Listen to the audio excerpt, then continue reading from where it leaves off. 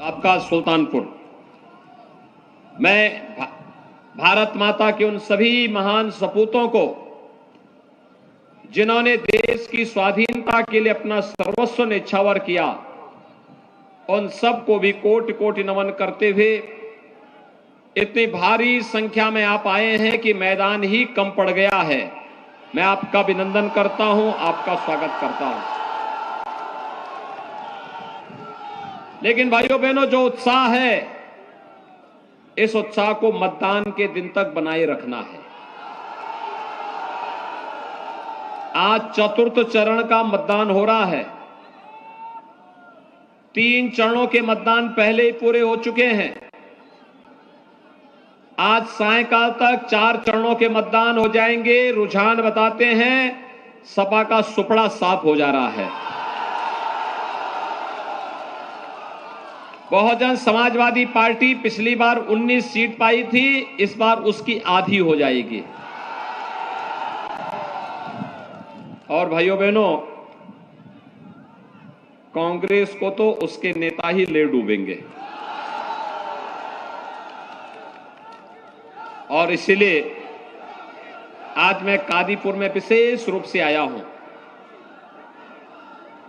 भाइयों बहनों, पिछली बार आपने श्री राजेश गौतम को यहां से विधायक बना करके भेजा। प्रदेश में भारतीय जनता पार्टी की सरकार बनी। एक मजबूत सरकार जब होती है वह दमदार होती है, और दमदार सरकार का परिणाम क्या होता है, यह आपके सामने है। एक दमदार सरकार विकास की बड़ी बड़ी परियोजनाएं भी लेके आती है, गरीब कल्याणकारी योजनाओं को भी लागू करती है, और भाइयों बहनों, अपराधी और माफियाओं को भी सबक सिखाने का काम करती है। याद करिए, आपके सुल्तानपुर में 1947 से लेकर 2021 तक कोई मेडिकल कॉलेज नहीं था। आज सुल्तानपुर में मेडिकल कॉलेज बन रहा है। बधाई हो सुल्तानपुर वासियों, आप सबको, कि जब यहां मेडिकल कॉलेज 2023 में प्रारंभ होगा तो भाइयों बहनों, सुल्तानपुर के नागरिकों को उपचार के लिए लखनऊ, प्रयागराज, अयोध्या या दिल्ली या कहीं और जगह नहीं जाना पड़ेगा। उपचार की सुविधा सुल्तानपुर में ही प्राप्त हो जाएगी। और हमारा नौजवान जिसकी तमन्ना होती थी कि मैं डॉक्टर बन जाता, उसे दूर जाना पड़ता था, समस्या होती थी। आज मैं कह सकता हूं, जब यहां मेडिकल कॉलेज बनेगा, सुल्तानपुर के नौजवानों को डॉक्टर बनने का अवसर सुल्तानपुर में ही प्राप्त हो जाएगा। भाइयों बहनों, आप धक्का जहां पे है वहीं पे थोड़ा धक्का मुक्की ना करें। आराम से आराम से आराम से सुनिए बस। आपके उस उत्साह के लिए धन्यवाद। लेकिन भाइयों बहनों,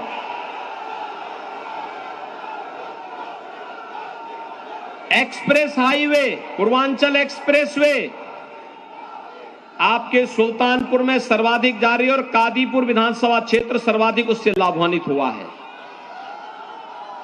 एक्सप्रेसवे में जब हम लोग, भाइयों बहनों, एक्सप्रेस हाईवे में अभी तो हम लोगों ने एयर स्ट्रिप बनाई है। इमरजेंसी लैंडिंग के लिए कभी विमान को उतरना पड़े, एक्सप्रेस हाईवे पे उस प्रकार की सुविधा है। और अभी तो इंडस्ट्रियल कॉरिडोर बनेगा, एक क्लस्टर विकसित होगा जहां कई उद्योग लगेंगे, और मेरे सुल्तानपुर के युवाओं को नौकरी और रोजगार के लिए बाहर नहीं, बल्कि सुल्तानपुर जनपद में ही नौकरी और रोजगार सुल्तानपुर के नागरिकों को प्राप्त हो जाएगा। भाइयों बहनों, विकास की एक सोच होती है, उसके लिए साफ नियत चाहिए, स्पष्ट सोच चाहिए, मजबूत सरकार चाहिए। और दमदार कार्य भी चाहिए। याद करिए, समाजवादी पार्टी की सरकार जब आई थी, उसने पहला निर्णय क्या लिया था? आतंकवादियों के मुकदमों को वापस लेने का। क्या निर्णय लिया था? आतंकवादियों के मुकदमों को। और जब भारतीय जनता पार्टी की डबल इंजन की सरकार आई, तो हमारी सरकार ने पहला निर्णय क्या लिया? हमारी सरकार का पहला निर्णय था अन्नदाता किसानों के कर्ज माफी का। हमने प्रदेश के 86 लाख किसानों का 36,000 करोड़ रुपए का कर्ज माफ किया था। और भाइयों बहनों, 51,700 से अधिक किसानों का अकेले सुल्तानपुर जनपद में कर्ज माफ हुआ था। भाइयों बहनों, प्रधानमंत्री किसान सम्मान निधि में 3,41,000 किसानों को अकेले सुल्तानपुर में प्रधानमंत्री किसान सम्मान निधि में 6,000 रुपए हर वर्ष उनके अकाउंट में आते हैं। और यही नहीं, 84,000 से अधिक गरीबों के लिए भारतीय जनता पार्टी की डबल इंजन सरकार ने प्रधानमंत्री मोदी जी के नेतृत्व में एक एक आवास देने का काम भी किया। भाइयों बहनों, 90,000 वृद्धजनों को, 90,500 से अधिक वृद्धजनों को सुल्तानपुर में 12,000 रुपए की पेंशन की सुविधा दी जाती है। लगभग 40,000 विधवा महिलाओं को 12,000 रुपए सालाना पेंशन की सुविधा दी जा रही है। और 17,000 से अधिक दिव्यांग जनों को भी 12,000 रुपए सालाना पेंशन देने का कार्य भारतीय जनता पार्टी की सरकार कर रही है। समाजवादी पार्टी ने ये पेंशन रोक दी थी।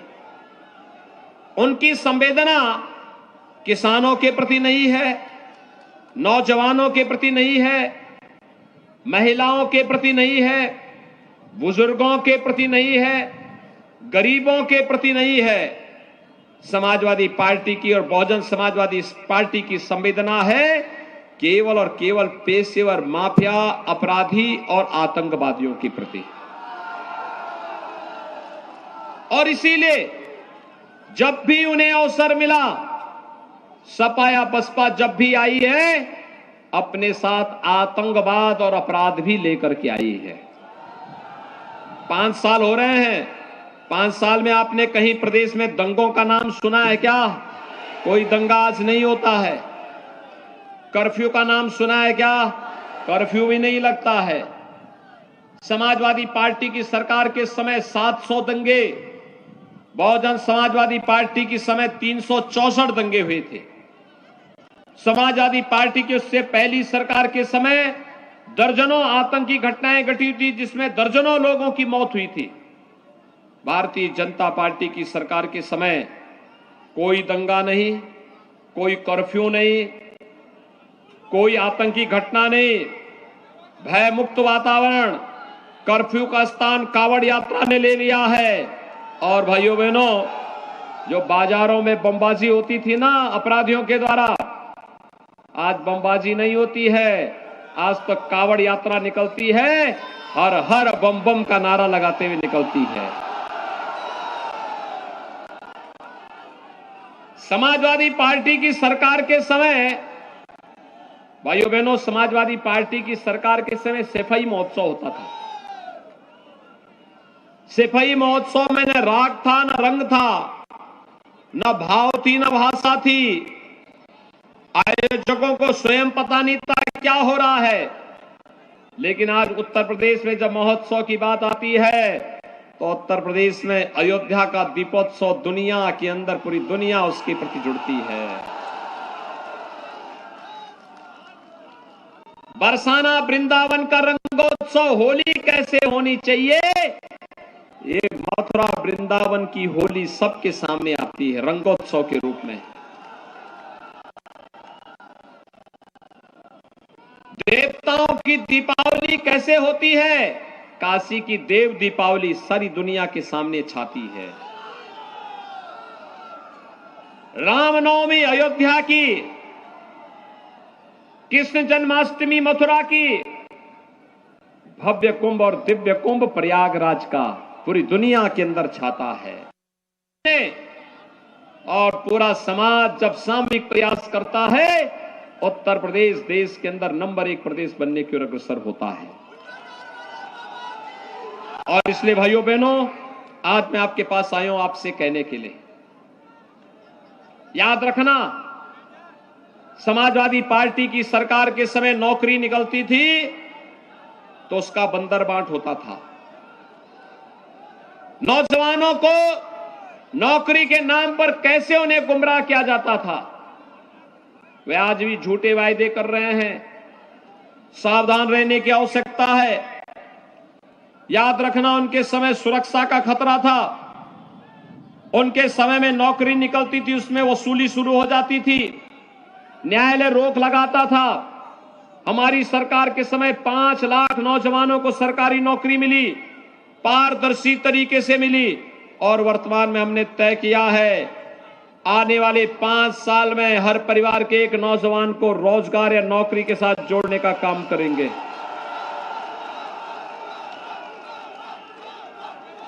हमने तय किया है, वर्तमान में हमने तय किया है 1 करोड़ नौजवान को टैबलेट और स्मार्टफोन दे रहे हैं।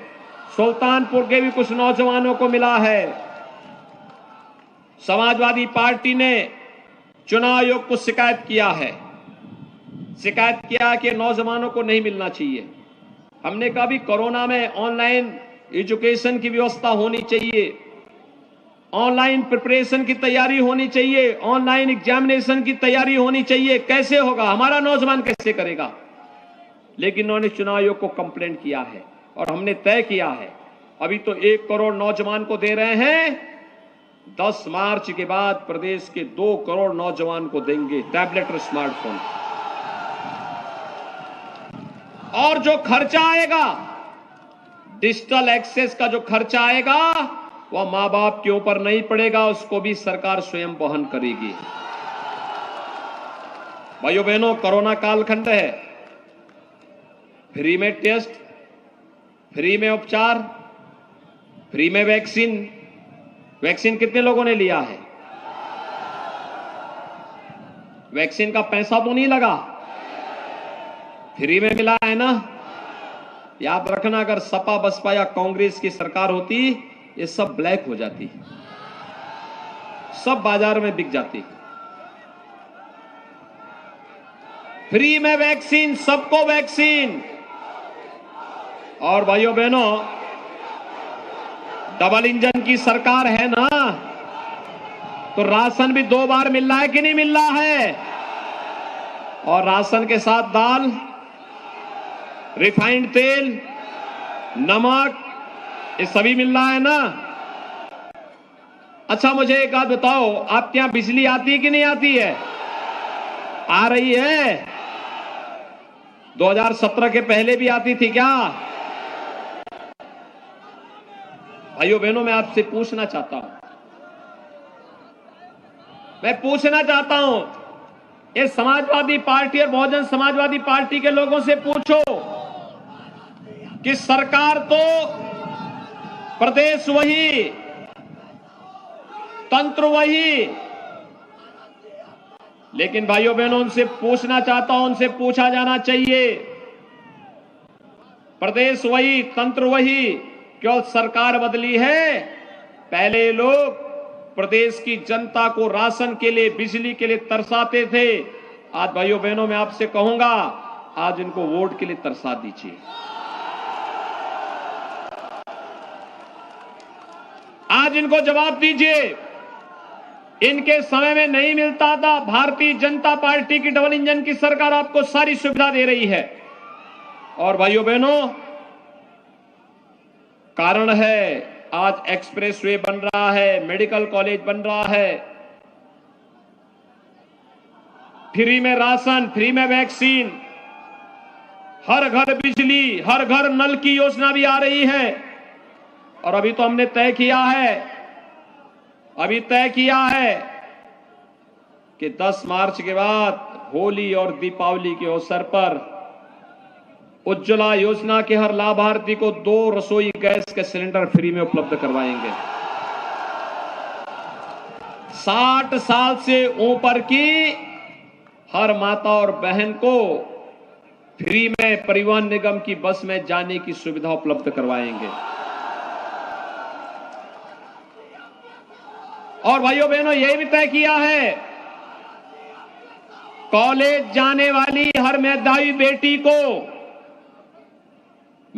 बेटी को स्कूटी भी देंगे। और नौजवान को जो कंपटीशन की तैयारी कर रहा है, उसके जिले में ही अभ्युदय कोचिंग की व्यवस्था भी फ्री में करवाएंगे। भाइयों बहनों, सपा बसपा के लोग समझ ही नहीं पा रहे हैं कि कहां से इतना पैसा आ रहा है। मैंने कहा भी देखो, हम एक्सप्रेसवे और हाईवे के निर्माण के लिए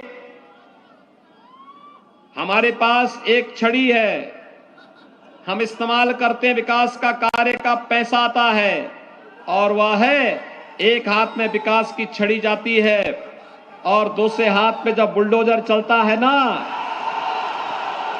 तो जितने माफिया और अपराधी हैं, जितने इनके इत्र वाले मित्र हैं, उनके घर का जो पैसा गरीबों का लूटा गया है, वह पैसा वापस आता हुआ दिखाई देता है। और गरीब के लिए राशन में खर्च होता है, मेडिकल कॉलेज में खर्च होता है, एक्सप्रेसवे में खर्च होता है, बिजली देने में खर्च होता है, टैबलेट और स्मार्टफोन देने में भी खर्च होता है। उत्तर प्रदेश में आज के दिन पे पैसे की कमी नहीं है। हमारा उत्तर प्रदेश देश की नंबर 1 अर्थव्यवस्था बनेगा। आप सहमत हैं? उत्तर प्रदेश को आगे बढ़ना चाहिए कि नहीं बढ़ना चाहिए? लेकिन इतना बढ़ेगा जब एक दमदार सरकार होगी। दमदार सरकार के लिए वोट देंगे, राजेश गौतम को भारी मतों से विजयी बनाएंगे। भारतीय जनता पार्टी की 6 की 6, 5 की 5 सीटों पर विजयी बनाएंगे। सभी लोगों को राजेश गौतम को भारी मतों से विजयी बना के भेजेंगे। सभी लोग सहमत हैं? लेकिन इसकी शर्त है, चुनाव के दिन पहले मतदान।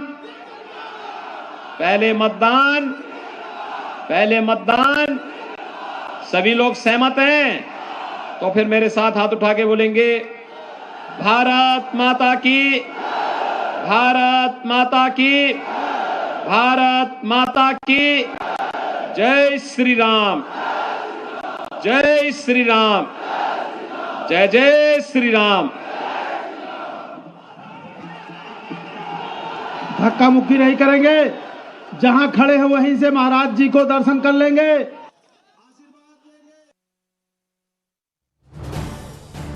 आप देख रहे हैं